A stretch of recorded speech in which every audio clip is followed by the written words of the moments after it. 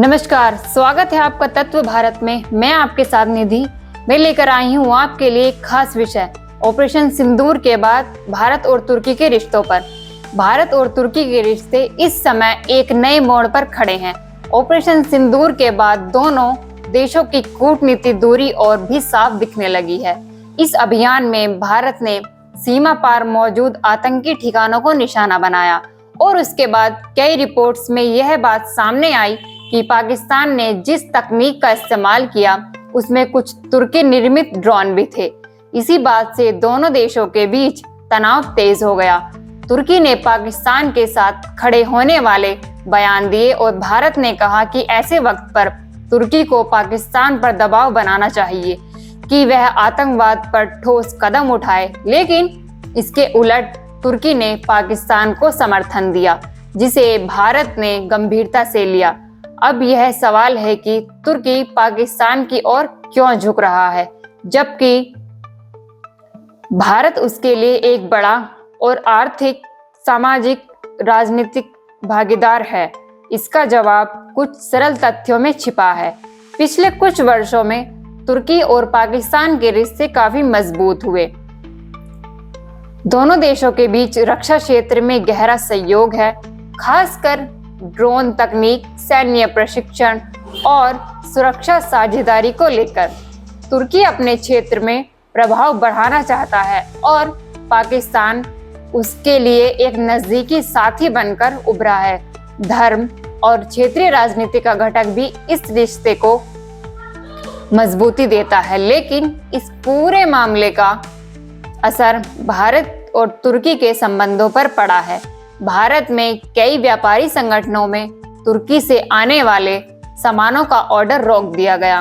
राजस्थान और जयपुर, गुजरात के कई व्यापारी तुर्की से आने वाले संगमरमर के बड़े आयात को रोक चुके हैं।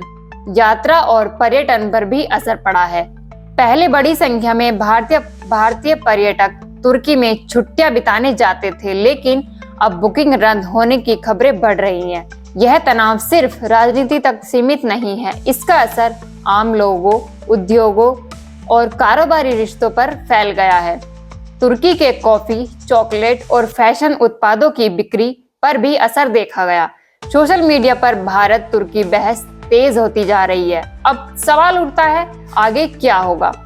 भारत और तुर्की दोनों ही बड़े देश हैं और दोनों की अर्थव्यवस्था एक दूसरे के लिए मायने रखती है। अगर दोनों देश संवाद बनाए रखें और पुरानी गलतफहमियों को कम करने की कोशिश करें तो यह तनाव धीरे धीरे कम हो सकता है।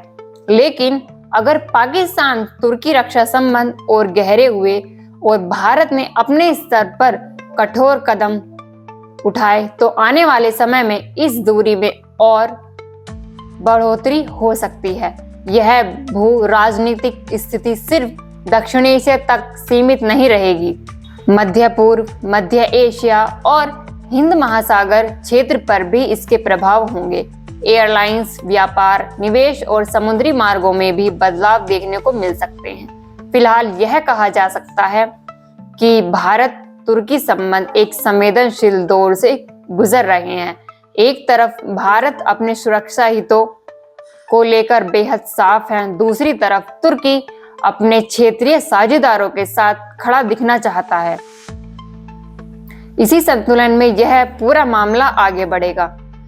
आने वाले महीनों में यह तय होगा कि यह संबंध संवाद और समझदारी की दिशा में आगे बढ़ता है या फिर दोनों देशों के बीच यह ठंडा तनाव और लंबा चलता है। यही थी भारत तुर्की संबंधों की हमारी विशेष रिपोर्ट। धन्यवाद।